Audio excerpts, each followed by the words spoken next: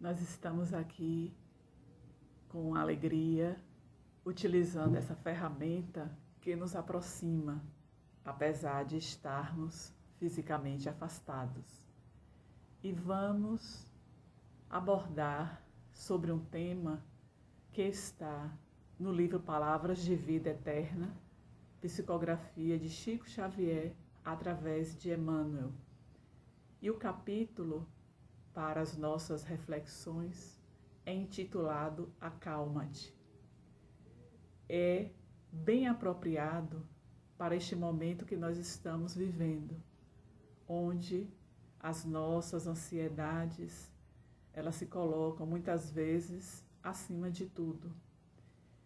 E o capítulo inicia dizendo que seja qual for a perturbação reinante, acalma-te, para que possas confiar, esperar e fazer a sua parte. Então, nós temos um capítulo neste livro, O Homem Integral. O primeiro capítulo é intitulado Fatores Perturbadores.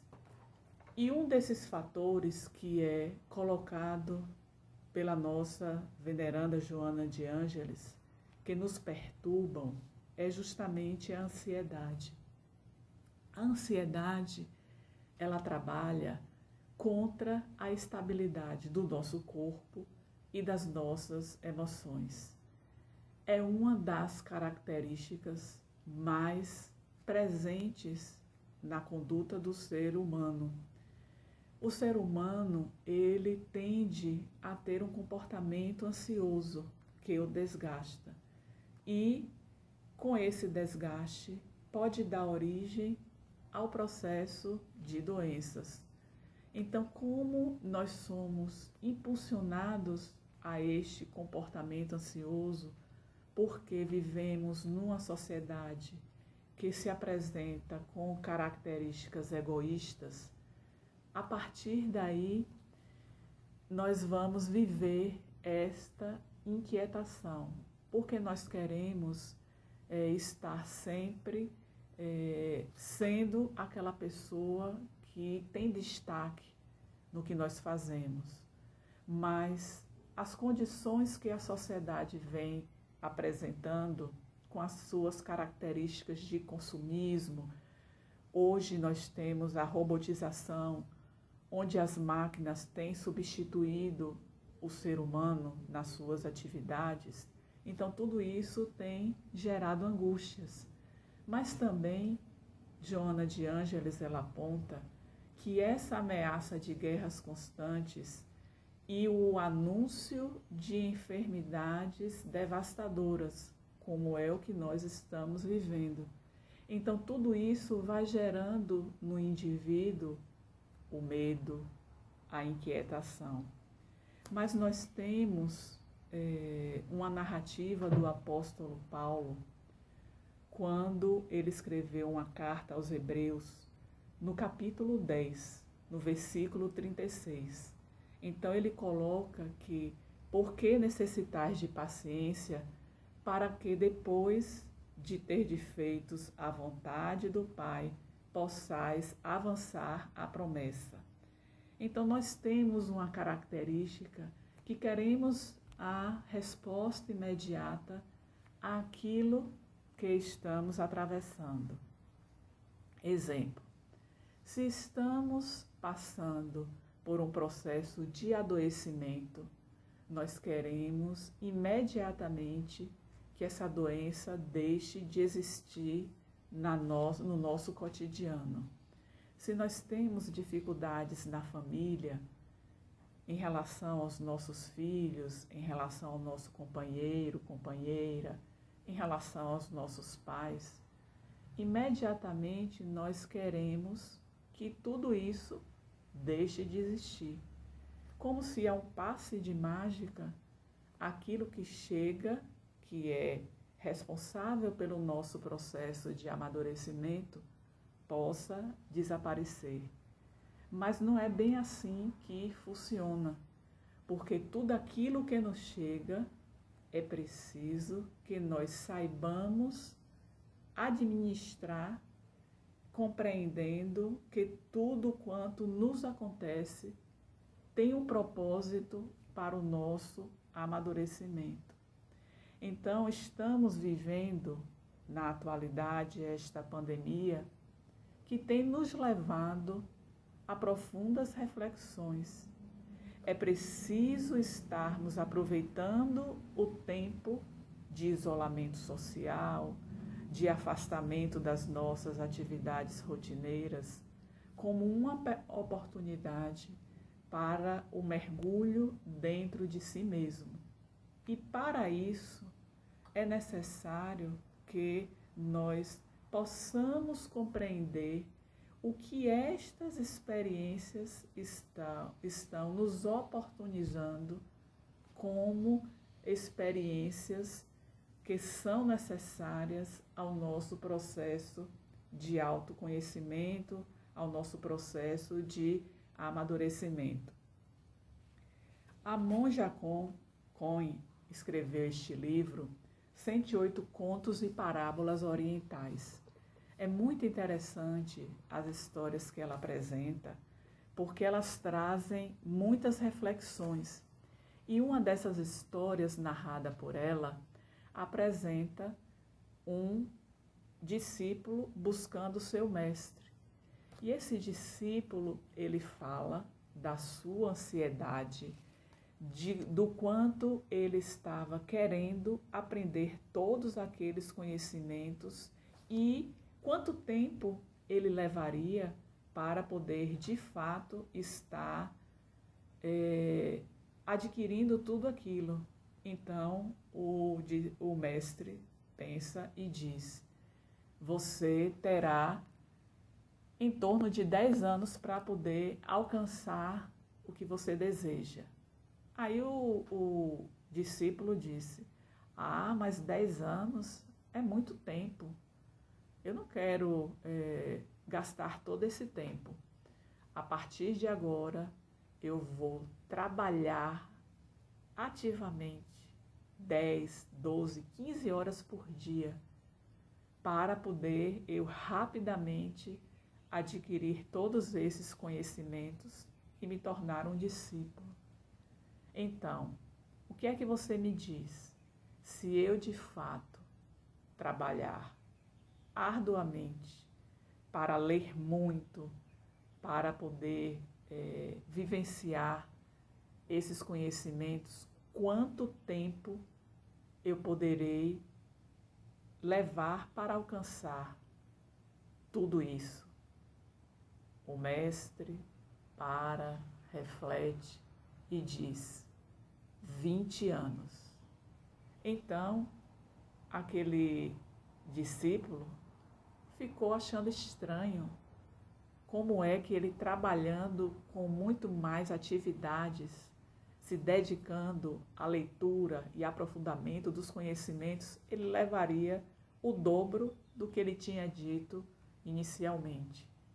Então, a monja Coen, ela vem trazendo que, para se tornar uma monja, ela vai trabalhando durante 10 anos, fazendo cursos.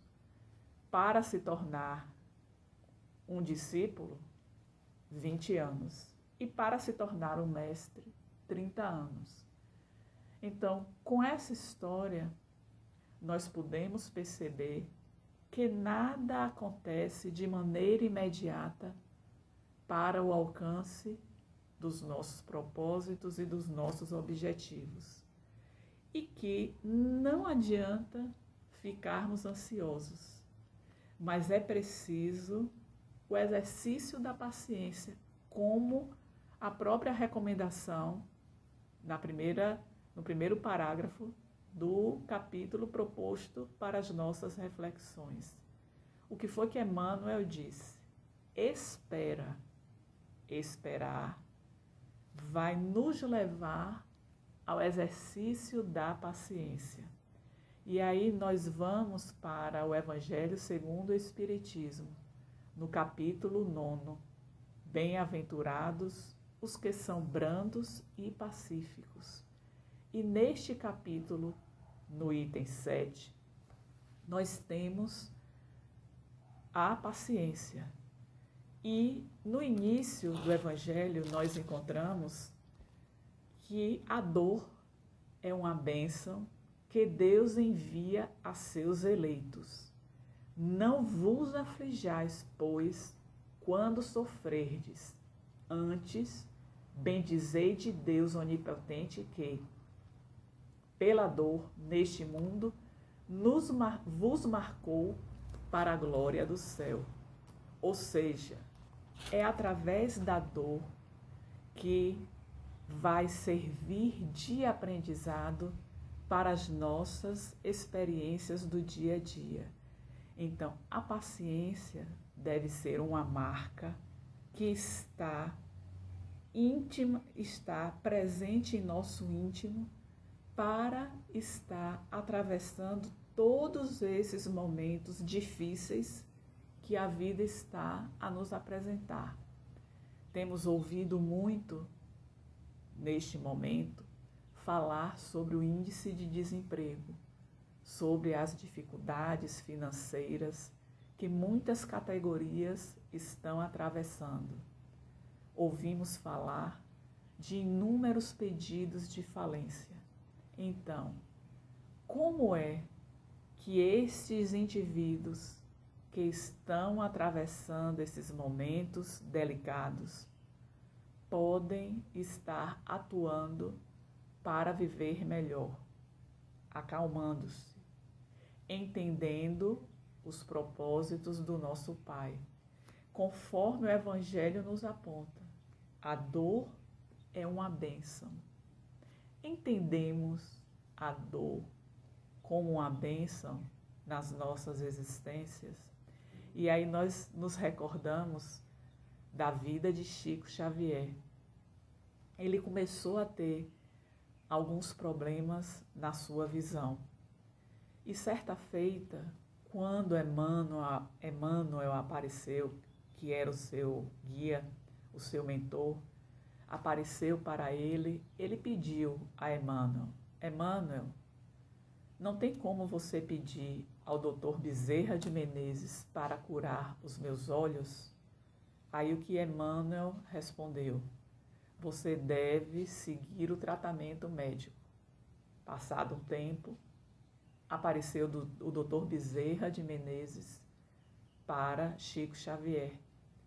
E ele fez novamente esta solicitação: Dr. Bezerra de Menezes, não tem como o Senhor curar os meus olhos?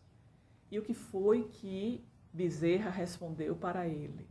Você deve seguir o tratamento médico. Vá que aconteça alguma coisa, porque você não seguiu este tratamento e seguiu o que eu orientei. O que a família vai dizer? Que a culpa foi dos espíritos. Então, ele voltou mais adiante a discutir com Emmanuel. Como pode eu estar iniciando o trabalho da psicografia, precisar também no exercício da mediunidade dos meus olhos e eu não ser atendido nas minhas rogativas? Então, Emmanuel, um guia muito severo, conforme os relatos, bem ponderado, lhe disse: Chico, por que você deveria ser diferente dos outros? Cada um deve seguir as suas indicações. E aí abriu o Evangelho, no capítulo 5, Bem-aventurados aflitos. Então, falando exatamente das nossas provas. E não foi adiante. A partir de então, ele, aos 21 anos, teve o diagnóstico de catarata em um dos seus olhos e que não tinha condições de trazer a cura. ele começou a conviver com essa dificuldade. E com o passar do tempo, ele foi conseguindo administrar aquela dificuldade na sua visão. Tanto que, em 1969, foi oferecido a ele a cura através de Arigó. E o que foi que ele disse? Bom, eu já estou, durante todo este tempo, convivendo e administrando essa dificuldade na minha visão. Então, a partir de agora, se retirar essa dificuldade na minha vista, a dor vai aparecer em um outro local.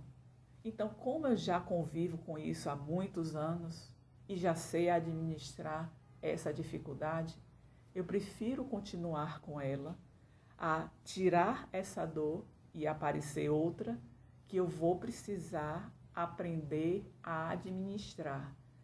Então, é essa a recomendação que nós precisamos para as nossas existências: a calma, a serenidade, o exercício da paciência e, através deste mergulho dentro de si mesmo, se perguntar: o que tenho feito eu no meu dia a dia para melhorar esta condição que está na minha existência? Tenho sido fiel ao que acredito, aos postulados da doutrina espírita, que nos mostra que vivemos diversas experiências e que é através das nossas atividades, daquilo que fazemos, que vamos levar para a experiência seguinte os frutos conforme tenha sido a nossa semeadura. Então, nós sabemos que atravessamos diversas experiências onde nós não conseguimos ser aquela pessoa boa, aquela pessoa consciente, aquele que trabalhava para as ações direcionadas à solidariedade, ao amor, à paciência. Então, na atualidade, nós estamos passando por estas experiências para poder ser aprovado diante do Tribunal Divino, que é justamente aquele que está a nos orientar, a nos fortalecer, para que possamos prosseguir confiantes de que alcançaremos os propósitos que nos foram colocados para a presente existência. Então, é justamente aquilo que foi trazido pelo apóstolo Paulo na sua carta aos Hebreus. Primeiro, necessitamos de paciência para que, depois de termos feito aquilo que nos competia, possamos alcançar a promessa. O que é essa promessa? A promessa é exatamente nós cumprirmos aquilo que nos propomos para a presente existência. Porque antes de reencarnar, nós participamos do planejamento daquilo que seria necessário para o resgate das nossas experiências infelizes e para que pudéssemos avançar na nossa marcha evolutiva. Então, o próprio capítulo, ele nos aponta que é preciso recordar que a dor, assim como a nuvem, passa. A nuvem, quando ela está muito carregada, ela vai escurecer, ela vai provocar sombra. Imaginemos aquele dia de sol bem ativo, bem ofuscante, com muito brilho, e de repente começam a aparecer as nuvens que vão encobrindo aquele sol, e toda aquela luminosidade ela deixa de existir quando a nuvem ela vai apontando. Então, é preciso nós buscarmos esta experiência, entendendo que esta dor, ela vai passar. Mas ela vai passar de maneira mais rápida na medida que cada um de nós nos esforçarmos, procurarmos trazer a vivência do Evangelho para as nossas experiências e, a partir daí, administrando os desafios que certamente a vida está a nos apresentar nas nossas experiências. Mas também nós lembramos de outra experiência de Chico Xavier, quando ele havia perdido a sua mãe e foi levado para viver na casa de sua madrinha. E existem relatos de que a sua madrinha, ela tinha um filho e ela tratava Chico Xavier com muita rispidez. Há relatos, inclusive, de que todos os dias Chico Xavier apanhava da sua madrinha. Em ocasiões, ela pegava o garfo e furava a sua barriga, lhe ocasionando uma dor profunda. E certa feita, depois de ter apanhado, ele correu para o quintal e se lembrou que a sua mãe havia ensinado a prece, o Pai Nosso, e ele começou a orar. No meio da prece, ele viu a presença da sua mãe e ele ficou tão feliz que disse: minha mãe, me tire daqui. Momentaneamente, ele não se recordou de que a sua mãe havia desencarnado. E aí, ele suplicou que ela tirasse daquele lugar, porque a sua madrinha todos os dias lhe batia. E ela disse: não, meu filho, você precisa continuar aí. Você terá uma tarefa importante no futuro que precisa atravessar estas experiências para se tornar mais forte. Ele, naquele momento, provavelmente não deve ter entendido esta afirmativa da sua mãe. Mas, ao final, ela disse para tratar bem a sua madrinha.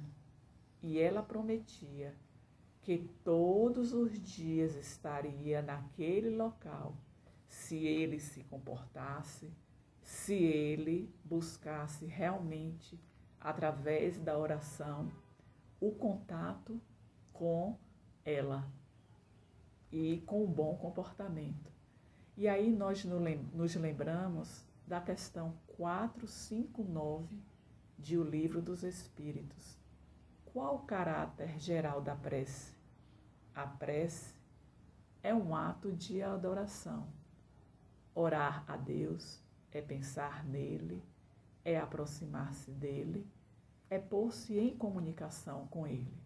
Então, são 3 movimentos que nos dão a visão do que é exatamente a prece. Então, observemos que a recomendação da mãe de Chico Xavier foi para que ele tivesse um bom comportamento e que ele orasse. A oração, ela se constitui como um grande recurso para que nós possamos, de fato, atravessar os momentos difíceis, e ela também nos leva a encontrar a calma, a paz que tanto desejamos. Não podemos atravessar estas experiências sem buscar este grande recurso. Lembrando que o nosso mestre foi quem nos ensinou a oração e esteve em profunda comunhão com o Pai quando terminava as suas tarefas do dia a dia. E nós temos buscado a oração para encontrar esta paz que desejamos? De que maneira nós estamos orando?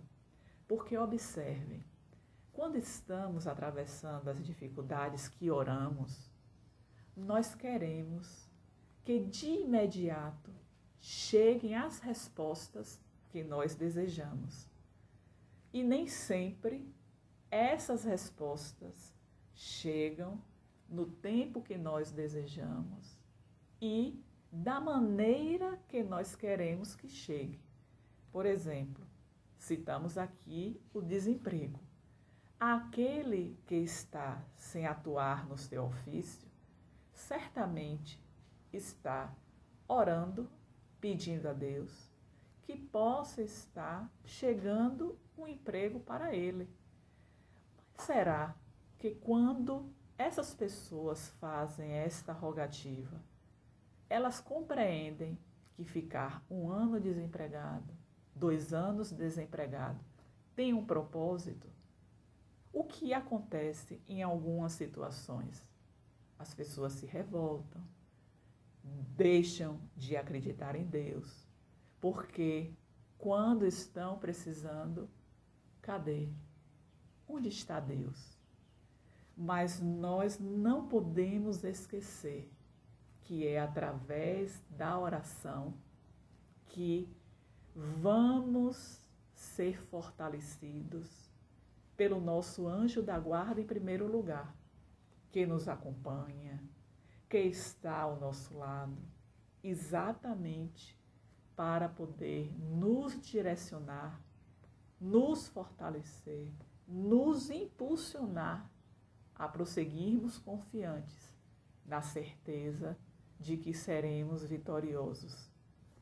No final deste capítulo do Evangelho, que é o capítulo 9, o Espírito Amigo, um Espírito Amigo, que nós sabemos que o Espírito Amigo é Joana de Ângeles, ela coloca ao final: coragem, amigos, tendes no Cristo o vosso modelo.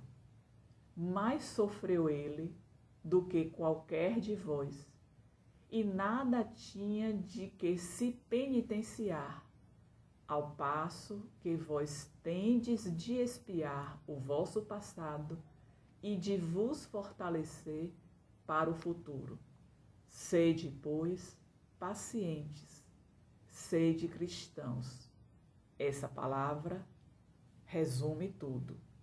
Um Espírito Amigo, Havre, 1862. Então, ela inicia dizendo: coragem. É o que nós precisamos ter diante das experiências da vida. Coragem. A coragem irá, de alguma forma, contribuir para a nossa calma. Mas ela diz: sede cristãos. Estamos sendo cristãos no desenvolvimento das nossas ações no cotidiano. Precisamos seguir os exemplos do Mestre. As tuas mensagens, trazidas há mais de 2000 anos, ainda repercutem no íntimo de muitas pessoas. Entretanto, temos dificuldades de colocar na prática.